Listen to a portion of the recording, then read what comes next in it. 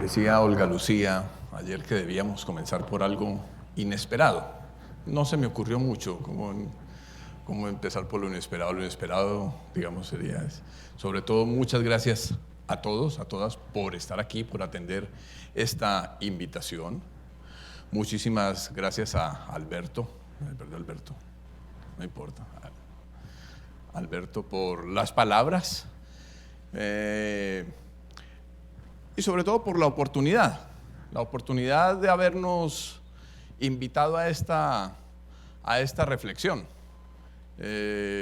Naturalmente en el trajinar profesional hemos tenido la oportunidad de acercarnos al tema, y en lo personal también con algún paseo amazónico, pero no habíamos tenido la oportunidad de sentarnos a pensar el tema del Amazonas como patrimonio cultural, como patrimonio natural, como región, como tema de sostenibilidad, y en una perspectiva que me agrada mucho hacerlo con otros temas, y es mirar los temas en el largo plazo.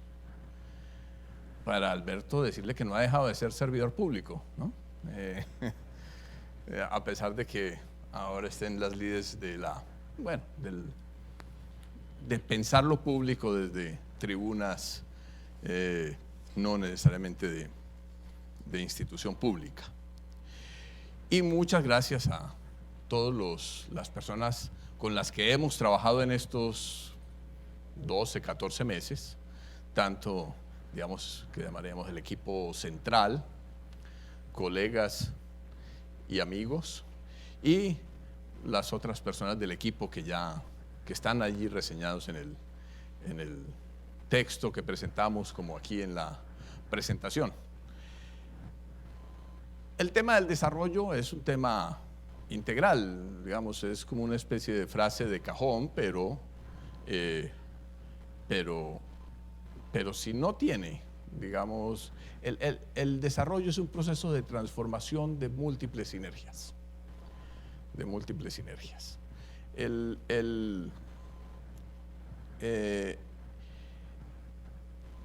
Y así tratamos de constituir el equipo de trabajo, que arrancó por una invitación de parques naturales, de pensar con la excusa, digamos, de Chiribiquete en su momento.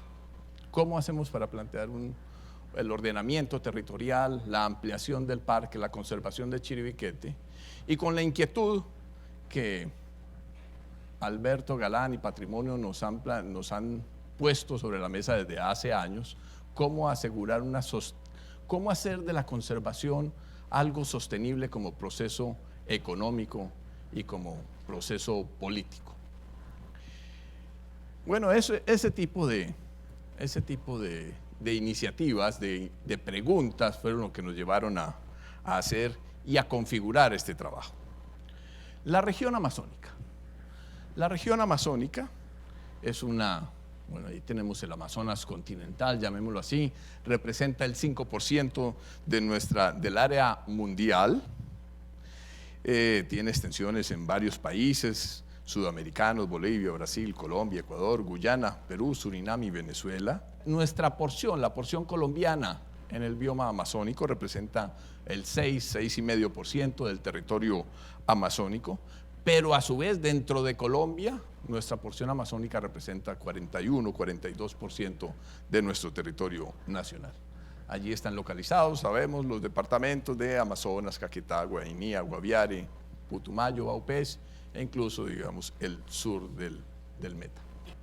La Amazonía colombiana abarca 48 millones de hectáreas que están en su globo conformadas y ordenadas de alguna forma con lo que llamamos las figuras de ordenamiento territorial.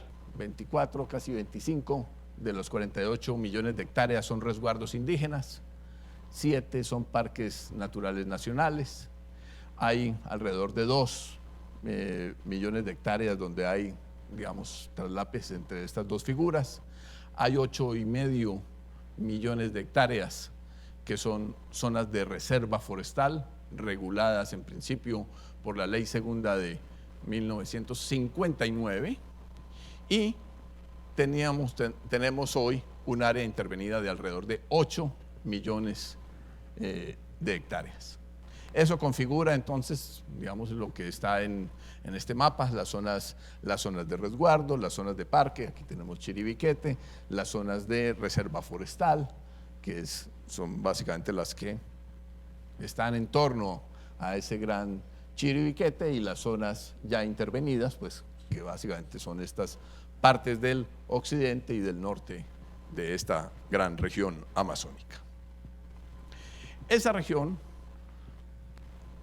en su gran configuración, es una región, digamos, conservada en forma natural, que hoy sufre una serie de presiones y de amenazas nuevas sobre su ecosistema, sobre los recursos naturales que tiene y que conocemos, y naturalmente sobre un patrimonio cultural particular y reconocido de esta región.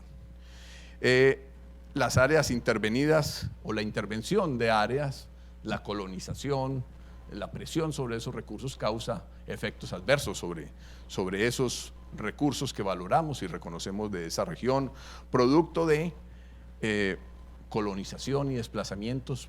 Gran parte de las presiones y amenazas que tiene la región vienen de fuera de la región, y particularmente en el caso colombiano, de los conflictos, tensiones, desplazamientos por distintos motivos que se viven desde la región, llamémosla central o andina, hacia el área amazónica.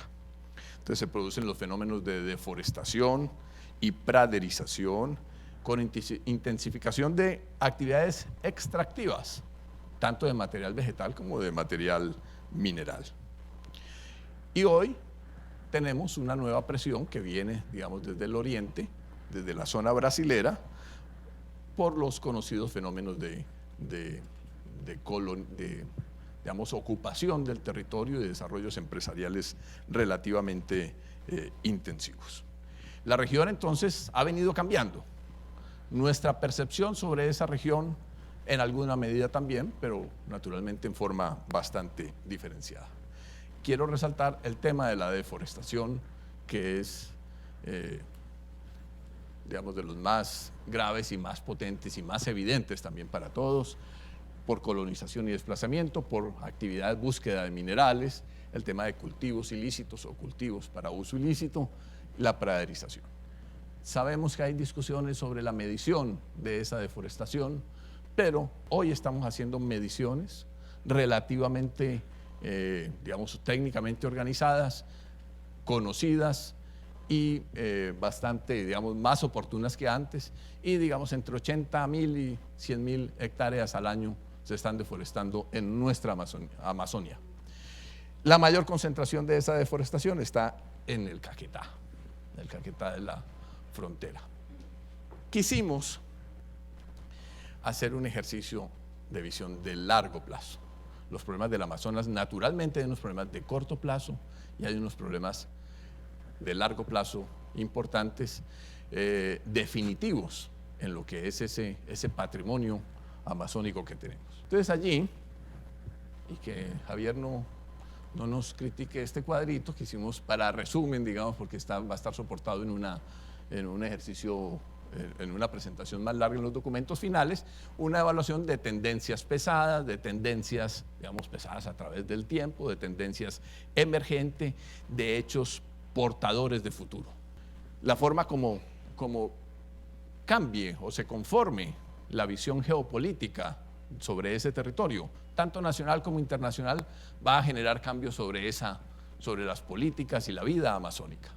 El transcurso también de los temas de ilegalidad y conflicto, naturalmente, la presión sobre los recursos naturales, básicamente vegetales, y la deforestación, unido al auge minero, son tendencias, unas emergentes, otras pesadas, digamos, como la de la colonización, que lleva ya muchos tiempos, que va a cambiar también los escenarios o va a dar la oportunidad de configurar escenarios distintos según cómo sean sus dinámicas, la colonización, transformaciones productivas, por supuesto, tanto, digamos, en áreas o en actividades, llamémoslas comerciales, como tradicionales, las propuestas y las ejecuciones que se hicieran o no en materia de desarrollo de infraestructura, las evidencias sobre el cambio climático Y las apuestas mundiales y nacionales en ese sentido y sobre la conservación y los servicios ambientales de ese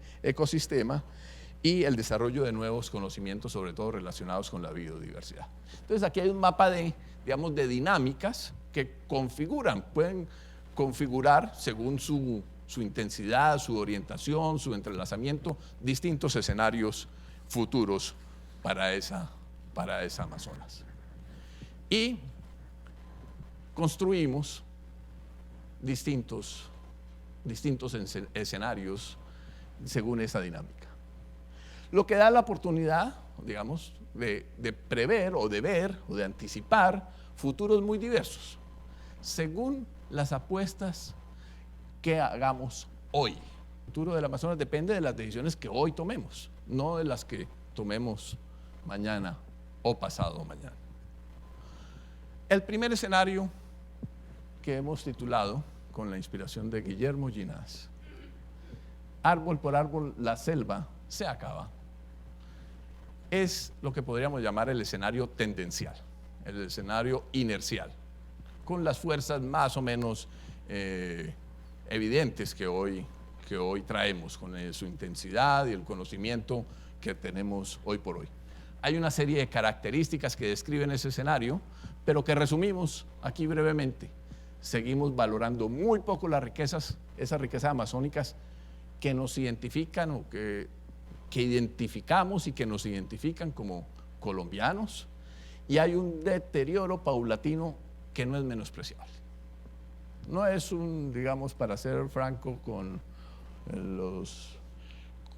las personas más preocupadas, no es un deterioro tampoco arrasador en términos de la proporción o comparado con el que se está viviendo en otros escenarios nacionales, pero es un deterioro constante que está acabando con entre 80.000 y 150.000 hectáreas al año en forma persistente, relativamente descontrolada, ingobernada, etc.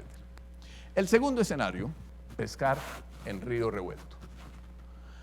Ese escenario se caracteriza porque el país hace una apuesta por la explotación de los recursos, pero sin un desarrollo institucional poderoso, en términos o de financiación, o de regulación, o de estudios, sino la apuesta por la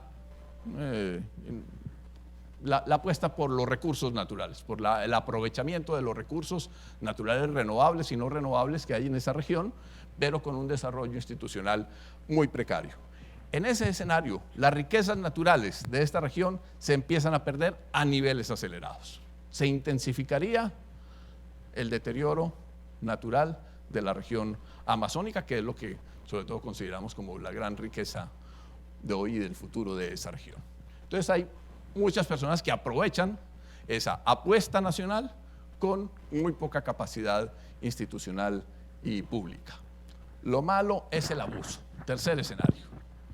Lo malo no es que se exploten los recursos naturales, sino que se abuse. Entonces, este escenario es un escenario en el cual está también la apuesta por la explotación y aprovechamiento de los recursos naturales, pero con una intervención, no con la poca institucionalidad, sino con una intervención fuerte del Estado. Fuerte quiere decir en tamaño, en cantidades, en conocimiento, en regulación, etc. Se hace con estricto control de estándares ambientales. Se podría hacer. Se trata de evitar asentamientos humanos, sobre todo permanentes, infraestructura que degrade puntos críticos de la conservación. Se hace un esfuerzo importante por mejorar los servicios sociales de las personas que habitan el Amazonas.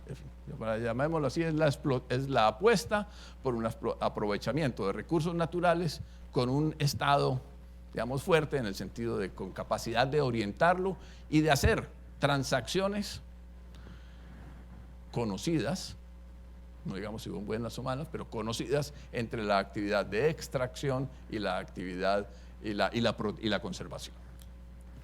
Y el cuarto escenario lo hemos titulado los caminos del bosque se hicieron para ser recorridos. Ese es un escenario en el cual hay una apuesta explícita nacional por la conservación, donde se valora sobre todo los servicios ecosistémicos que tiene la región. Se hace una apuesta por el desarrollo del conocimiento sobre la biodiversidad, sus beneficios, y hay algunos aprovechamientos fuertemente regulados. El futuro seguramente no será uno de los cuatro, sino alguna composición entre ellos.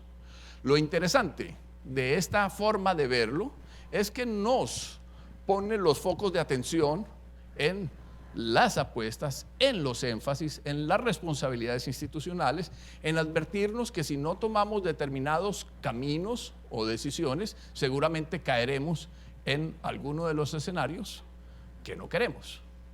Naturalmente, nuestra apuesta no es por seguir por un escenario tendencial donde no haya transformaciones. Queremos hacer alguna transformación frente a algo que conocemos. No quisiéramos un desarrollo de aprovechamiento sin, digamos, sin capacidad de regulación. Naturalmente, nuestra apuesta, digamos, va por la apuesta conservacionista y parte de lo que queremos argumentar. Y en el medio del grupo de escenarios, esta es una alternativa posible, real. Decía en el momento anterior, el futuro se construye con las decisiones de hoy. Estos escenarios, estas apuestas, estas visiones, lo que nos ayuda a tomar decisiones hoy, no esperar a ver qué pasa con esas posibilidades. Y naturalmente dependen de la comprensión y del deseo, de las preferencias sociales que como comunidad, nuestra relación comunitaria con el Amazonas depende mucho de las relaciones que los ciudadanos colombianos tengamos con esa región, pero en general podemos decir que el colombiano lo percibe como una región distante, algunos tienen alguna relación con ella y otros son habitantes de ese territorio. Y nuestra percepción de estas distintas visiones también varía con esa relación.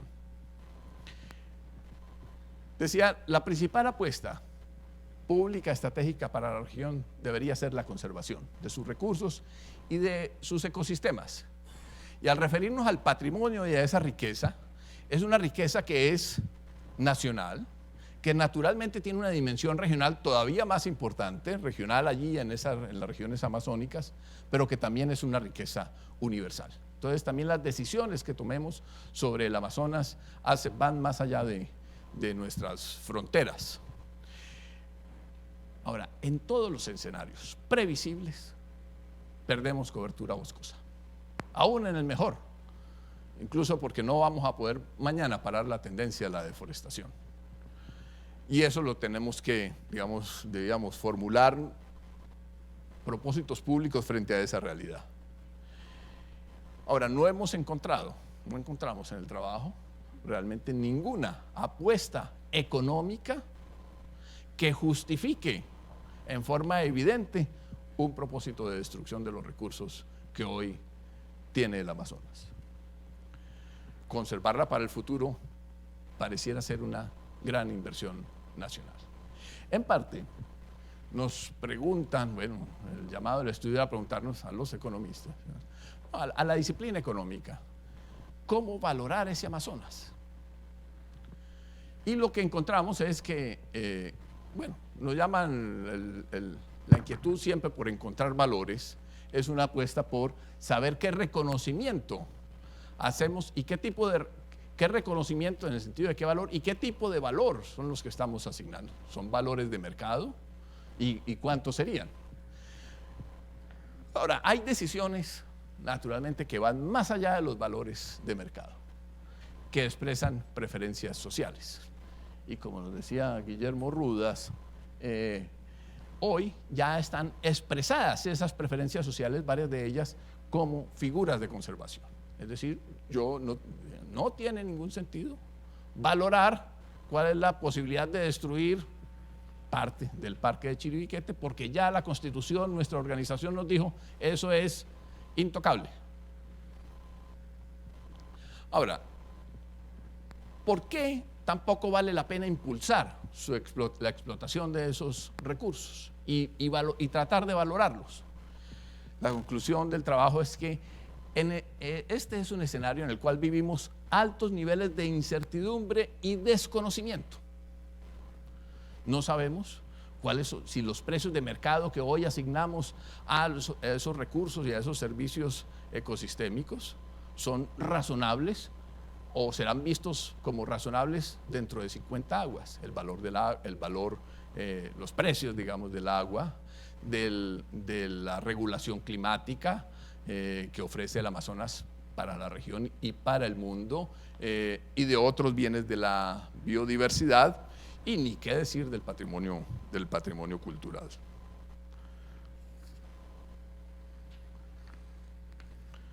De hecho, como tal vez veo aquí en mis notas, que ya, digamos, esta figura constitucional de haber declarado estas zonas como protegidas, inembargables, inalienables e imprescriptibles, fue una decisión de sacarlas de las relaciones del mercado.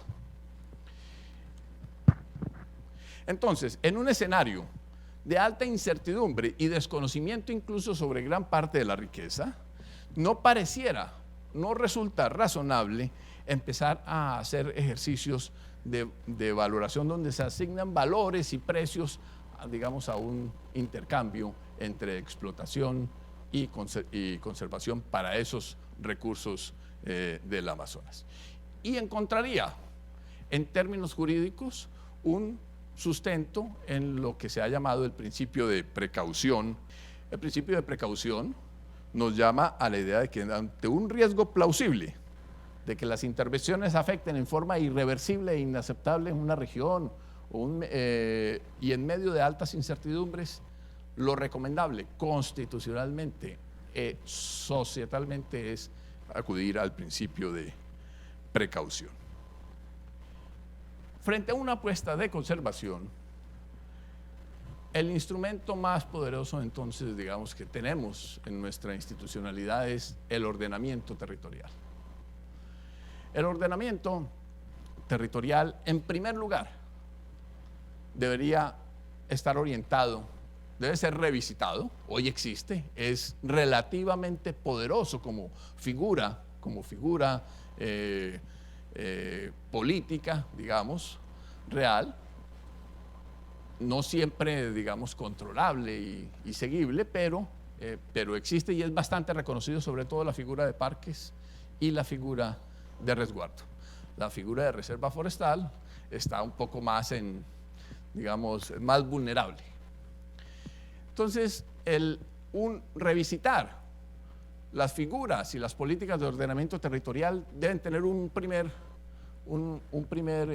primera meta, que es lograr yo lo he llamado, no sé si irá a pegar, pero no importa, un objetivo de deforestación cero, como hablamos de hambre cero y de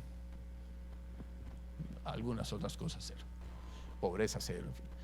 Poder llegar en un término de tiempo razonable, previsible, ojalá lo más organizado posible, a un freno de la deforestación que sucede sobre todo en lo que llamamos las zonas de frontera agrícola.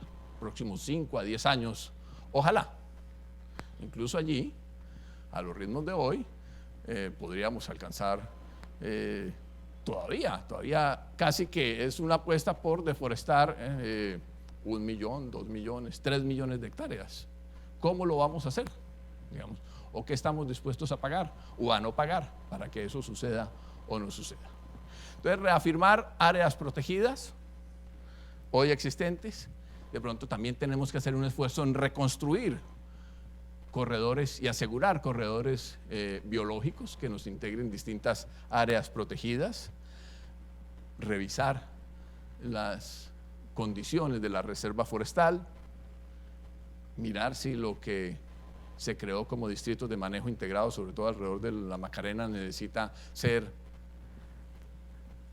Luz Marina dice que no, rehecho, rediseñado, repensado, fortalecido, en fin, pero es alguna figura que se creó para manejo de zonas con cierto nivel de intervención.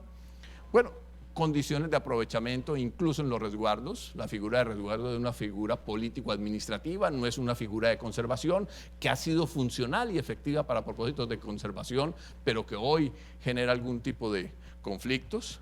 Naturalmente, reglamentación de actividades productivas que se permiten, de las no permitidas pues no habría nada más que hacer. Siempre mirando diferencias entre las subregiones amazónicas. Y esa es digamos, la siguiente gran reflexión, si podemos decir así, o conclusión del trabajo, marco de la formulación de políticas. El Amazonas y la Amazonia colombiana, claro que es una megaregión que identificamos como una unidad, pero cuando entramos con un poco de detalle, es una región diversa y diferenciada entre distintas subregiones que tienen características físicas, ambientales, sociales, poblacionales, culturales, muy distintas. Y que sus dinámicas están determinadas por múltiples factores distintos. Obviedades, pero siempre es bueno volver sobre ellas. La primera, ya vemos la primera, llamarlo así, subregión es Chiribiquete, que fue la excusa para hacer realmente todo este trabajo. Es el corazón de la Amazonia colombiana, ¿no? Es el punto de confluencia de presiones y dinámicas, tiene gran importancia biológica y además una enorme riqueza arqueológica. Además, digamos, es el punto menos conocido para los colombianos del Amazonas, por su accesibilidad, realmente por la protección que ha tenido y sus entornos. Merece entonces una visita, digamos, una visita de política especial el Chiribiquete por ser el centro de esta gran subregión. Chiribiquete está aquí en la zona sur de Guaviare y en prácticamente todo este medio Caquetá. Pero encontrábamos que los problemas de recursos naturales, de población, de ordenamiento institucional y de amenazas y presiones resultan bastante distintos por estas grandes subregiones amazónicas. La primera, o en este orden, la región del Piedemonte, conformado básicamente por las regiones de Caquetá y Putumayo, los departamentos de Caquetá y Putumayo, que ha sido el frente, la punta de lanza de la colonización. Uno de los grandes temas, igual también tiene una descripción mucho más amplia en el documento, es que es fundamental en la dinámica de los sistemas hídricos del Amazonas. El agua del Amazonas nace en los Andes y parte de la riqueza también de los hídrica del Amazonas está bebida, no solamente de las aguas, nace en los Andes. Pero es donde ha estado la mayor frontera o la mayor actividad de deforestación, de colonización, de ganadería extensiva, y es donde se agrupa en términos de PIB, que medimos los economistas, la mayor cantidad de actividad económica, ¿no? Y que ha estado concentrada en áreas de agricultura y ganadería, por supuesto, pero que recientemente empieza a tener mucho más importancia también las actividades de recursos no renovables, particularmente el petróleo en el Putumayo. La región norte, más la región del Guaviare, digamos, y sur del Meta, caracterizada por una progresiva ocupación de la reserva forestal, con sustracción de la reserva forestal y unos procesos de titulación relativamente agresivos y desordenados e inequitativos, como veremos, y es una de las zonas que presentan mayor expectativa acerca de los yacimientos de minerales y combustibles fósiles. La región oriental o nororiental es la región de Guainía, Vaupés, donde hay una alta conservación ambiental y cultural, pero donde empieza a ser evidente todas las actividades de minería ilegal, se están presentando muchas tensiones entre pobladores, algunos colonos, incluso al interior de poblaciones indígenas. Frente a esa situación, la presencia del Estado es absolutamente precaria, incluso en algunos casos más precaria que en el mismo departamento del Amazonas, y se caracteriza también por la presión fronteriza que nos está llegando desde Brasil. Y finalmente, el sur, o el departamento del Amazonas, parte del sur de Caquetá, alguna zona occidental del Putumayo, se caracteriza por ser la zona de mayor conservación y biodiversidad. Es donde los resguardos tienen una mayor, digamos, presencia territorial, tiene la característica, bueno, de albergar la ciudad de Leticia, que es una particularidad muy importante, y las relaciones de las comunidades y las relaciones de frontera con Perú y Brasil. Y empieza a haber una aparición, digamos, de presiones de minería ilegal. Hay más consideraciones, pero naturalmente no se trata de profundizar en todas ellas, que amerita que en cada subregión, para propósitos de desarrollo sostenible y conservación, se miren políticas y dinámicas particulares e institucionalidades particulares. Para el propósito de la conservación, uno de los puntos esenciales son los pobladores ancestrales, los grupos indígenas. Allí en la región, en el conjunto de la región amazónica colombiana, habitan 50 pueblos indígenas en alrededor de 25 millones de hectáreas, que es la mitad del bioma amazónico colombiano, con gran diversidad y riqueza cultural, que nos han mostrado a través de los tiempos que es posible un aprovechamiento en forma sostenible de los recursos. No será perfecta en algunos casos, en fin, pero de lejos pues nos muestra una forma social de aprovechamiento en forma sostenible, que hoy en día son unas comunidades indígenas que tienen interés en participar en dinámicas económicas y sociales. Ya no son más, en general, los indígenas aislados sin conexión, y que tienen además conexiones con el mundo exterior a sus comunidades, pero también más allá incluso de las fronteras nacionales. Son nuestros socios esenciales para la conservación. Claro, tiene que haber unos diálogos de reconocimiento sobre sus concepciones, modo de vida, aspiraciones y saberes, un reconocimiento sobre sus prácticas productivas, apoyar para que sus actividades de conservación, para que la conservación para ellos también pueda ser una opción económica razonable, incluso apoyando algún tipo de producción en pequeña escala con alto valor agregado.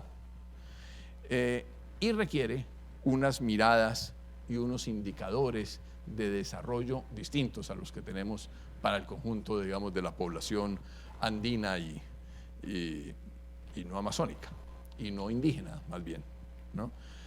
Ahí hay unas tensiones, tampoco son fáciles, porque tenemos una constitución que nos iguala como ciudadanos colombianos, y la población indígena tiene unas particularidades propias por su historia, por sus condiciones culturales y por sus autonomías también reconocidas constitucionalmente. Pero también es cierto que esos pueblos indígenas del Amazonas, que a veces podemos ver como una sola unidad, están configurados por una multiplicidad de pueblos con dinámicas distintas en cada una de estas regiones que hemos analizado. Unos incluso en condiciones de vulnerabilidad extrema, particularmente en las zonas de piedemonte. En la labor de conservación, no es solamente, como decía antes, no es solamente el hecho de su cultura indígena, sino la condición de ordenamiento territorial política alrededor de los resguardos, que han sido la condición, han sido un factor de protección realmente, y que la Constitución Nacional le reconoce como inalienables, imprescriptibles e inembargables. Buen tema para muchos en el futuro de estos territorios. Ahora, viven renovados problemas.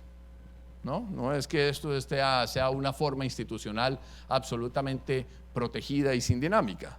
Tiene problemas con otro tipo de pobladores, sobre todo aquellos que están cerca de la frontera agropecuaria. Tienen problemas en su interior, en discusiones y en manejo del uso del suelo alrededor de temas de explotación de recursos, particularmente la minería. pareciera que empiezan a perder algo de la capacidad de conservación que han tenido hasta el presente. Incluso, inesperadamente, la misma organización institucional que hemos diseñado han provocado quiebres en su organización. El manejo reciente de los últimos 20 años de las transferencias que ha introducido la figura monetaria, ¿no? Y la figura del dinero en sus relaciones y en sus actividades casi que como gobierno territorial, ha conducido también a resquebrajamientos y a quiebres importantes. El gran socio es entonces, o son las comunidades indígenas, pero la gran amenaza viene, lo decíamos, de las zonas de frontera y de presión por la explotación masiva de esos recursos. Entonces, un propósito de conservación intenso debe ser todo el trabajo en zonas de frontera agropecuaria o agrícola. Se han ampliado las áreas intervenidas y hay un problema con la extracción, que es tanto de la naturaleza de las actividades, que tiene, digamos, una condición de naturaleza y de tecnología, pero también con las actitudes de personas, organizaciones e instituciones que ven la explotación, digamos, la idea es capturar, apropiarse de los recursos que allí están sin ninguna inversión, sin ninguna compensación, simplemente capturar lo que ya se tiene como bien público para propósitos particulares. Esta destrucción de la frontera agrícola o ese avance se da con intensidades y características distintas por subregiones. Ahí hay que cambiar muchas cosas, ¿no? No vamos aquí a hacer detalles, pero en general hay un principio de buscar que los recursos naturales que están en esa frontera agrícola puedan ser percibidos y aprovechados como forma de riqueza y no como obstáculo para la generación de riqueza. No tumbar el bosque para obtener riqueza, sino encontrar qué riqueza podemos derivar de ese bosque. Tenemos que hacer que la producción que se encuentra ya establecida en las zonas intervenidas pueda ser más sostenible y equitativa y productiva, para que esas personas no tengan la intención de volcarse a apropiarse en forma extractiva de los recursos que están allí en esa frontera agropecuaria. Entonces habrá que revisar las ideas y la institucionalidad y las apuestas de desarrollo de las zonas de reserva campesina, fortalecer esa organización de la producción ya en la zona intervenida, encontrar apuestas económicas viables, sobre lo cual hay no digamos que abundante, pero una literatura interesante, relativamente reconocida, donde aparentemente hay posibilidades de hacer algunas apuestas productivas sin riesgo a equivocarse o a equivocarse en forma mayor. Los proyectos de silvopastoriles y agroforestales, naturalmente, con una revalorización o revaloración de la vida rural. No solamente agrícola, también de la calidad de vida de los habitantes, porque la pobreza, la insuficiencia de recursos para asegurar una cierta calidad de vida también es un motor de la presión para buscar la apropiación de otros recursos del bosque. Y una orientación orientada a construir bienes públicos, capacidad y cohesión social. Y creería que hay que hacer, si parte de los éxitos de la conservación, para llamarlo así, es la ocupación dispersa en el territorio, la nación colombiana debería generar un subsidio, una financiación, asegurar económicamente que se pueda vivir en aceptables condiciones de vida en medio de una ocupación dispersa del territorio. Digamos, un subsidio o una financiación de la dispersión como mecanismo, como pago a la conservación. Uno de los temas más críticos en la frontera agropecuaria es la titulación. La titulación hoy en día, bueno, siempre, pero hoy es evidente, está generando unos incentivos, digamos, desastrosos para los propósitos de la conservación, porque ejerce como atractivo precisamente para la colonización y la destrucción, además de estar alentando otras dinámicas perversas de incentivo al control territorial con motivos de ilegalidad y especulación sobre las tierras y sus precios. Se pueden trabajar nuevas figuras de propiedad, llamémoslo así, de la tierra y aprovechamiento de esos espacios de la tierra, como pueden ser comodatos que brinda la nación a pobladores para algún tipo de aprovechamiento, pero sin generar un derecho de propiedad eterno que hace parte, digamos, de las fuerzas que impulsan hoy la deforestación, la colonización. Ya vamos terminando. El esfuerzo. Naturalmente la conservación, digamos, no se asegura simplemente poniendo un cerco y decir aquí no pasa nada, ¿no? Necesitamos hacer una inversión explícita nacional para la conservación. Hoy es bajo, muy bajo. Hay poco gasto en conservación. Eso refleja en parte también la prioridad. No es un problema solo allí de los amigos de Planeación Nacional o del Ministerio de Hacienda, sino también es un reflejo de lo que políticamente para la nación colombiana representa la conservación. De manera que un llamamiento permanente, porque estamos en propósitos de largo aliento, a la conservación es necesario para, digamos, aprovechar más recursos para la conservación. Pero una de las dificultades más grandes es que hoy prácticamente toda la financiación para la conservación, toda gran magnitud de la financiación para la conservación reposa en instituciones regionales. Eso no es malo per se. El tema es que la financiación de instituciones regionales que se dedican a temas de la conservación captan sus recursos a partir de la destrucción del medio ambiente. Entonces, yo capto recursos, las corporaciones captan recursos del impuesto predial.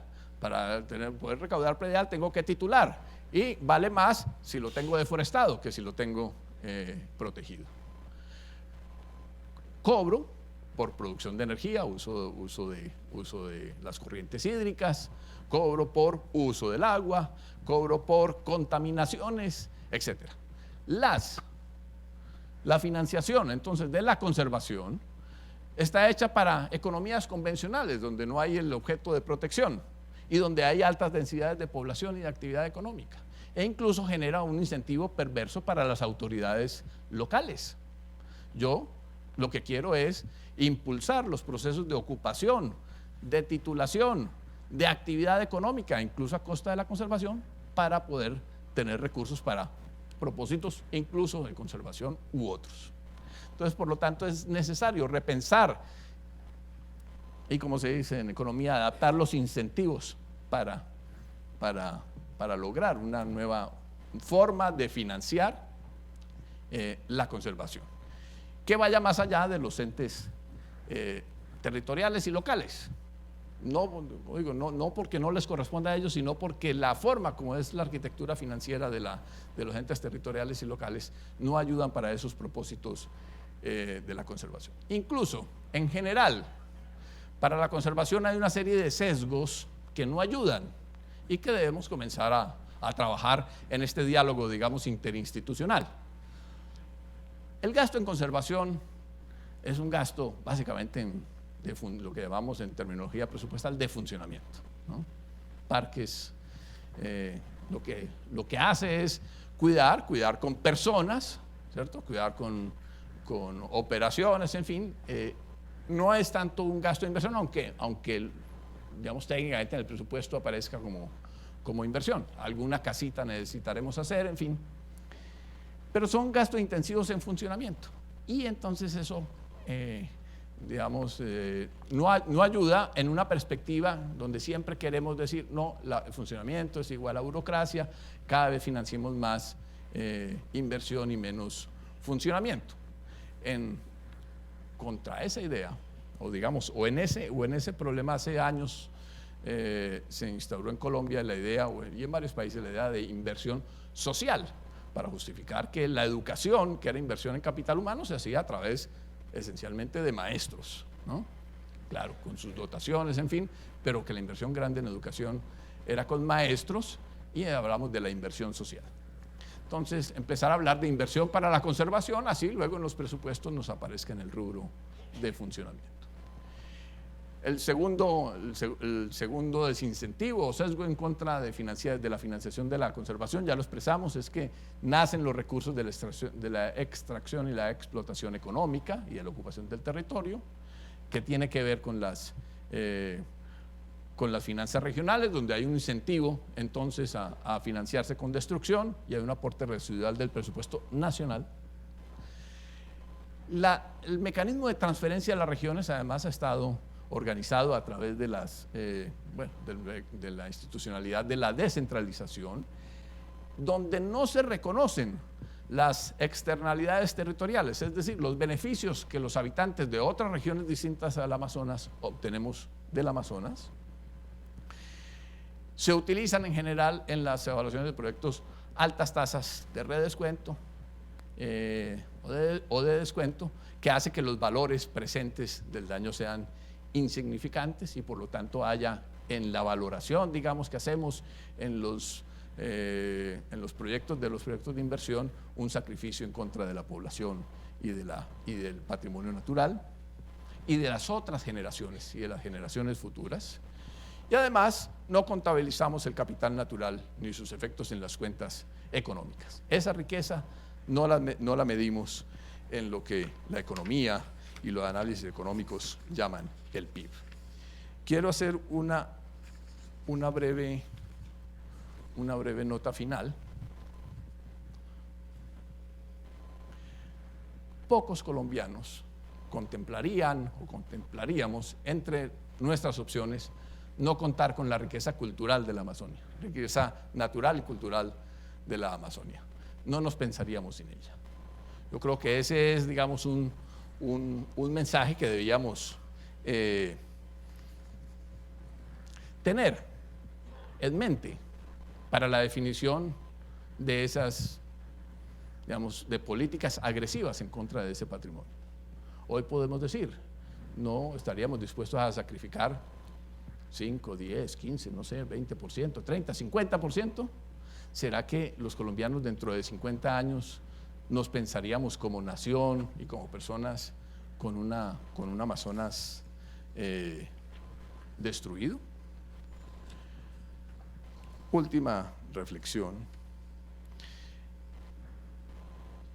Naturalmente estamos hablando de grandes regiones y de microrregiones, permitan la expresión.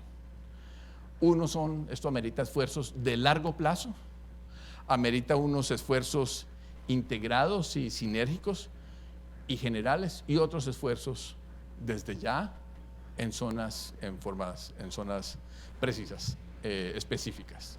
Tenemos temas ya instalados en la agenda que permiten avanzar rápidamente en ellos. Creo que la idea de cerrar la frontera agropecuaria es una idea que ya está en la conciencia de servidores públicos y de poblaciones desde hace tiempos, pero que hay que ayudar a su instrumentación. Incluso conservar la Amazonia muchas veces nos va a exigir hacer más políticas e incluso y poner más recursos en zonas un poco más allá del actual Amazonas protegido y conservado de hoy, como mecanismo de protección al Amazonas conservado. Sabemos, está ya en la agenda los temas de cierre de frontera con deforestación, las apuestas ecoturísticas. Hay otras más difíciles, sobre las cuales toca trabajar más y en forma integrada. Los temas de suelo y propiedad del suelo y de titulaciones. Los temas culturales y las, llamémoslo, negociaciones políticas en el buen sentido entre la Organización Institucional de Resguardos y las otras autoridades ambientales y autoridades administrativas. Esta idea de una apuesta por la conservación, digamos, es la apuesta de hoy. Esa apuesta puede cambiar en el tiempo. Puede que quienes lo piensen dentro de 10, 20, 30 o 50 años piensen que hay que hacer otra apuesta, ya sea para decirnos que no fuimos lo suficientemente agresivos con esa apuesta de conservación hoy, que lo debíamos haber hecho más intensa, o para decir que no, que ya los conocimientos, qué sé yo, ya los humanos podremos vivir no de oxígeno, sino de otros químicos, de otras sustancias. Dentro de 50 años, nuestra apuesta sobre el Amazonas, la apuesta nacional sobre el Amazonas puede ser diferente, pero esta es nuestra apuesta de hoy. Muchas gracias.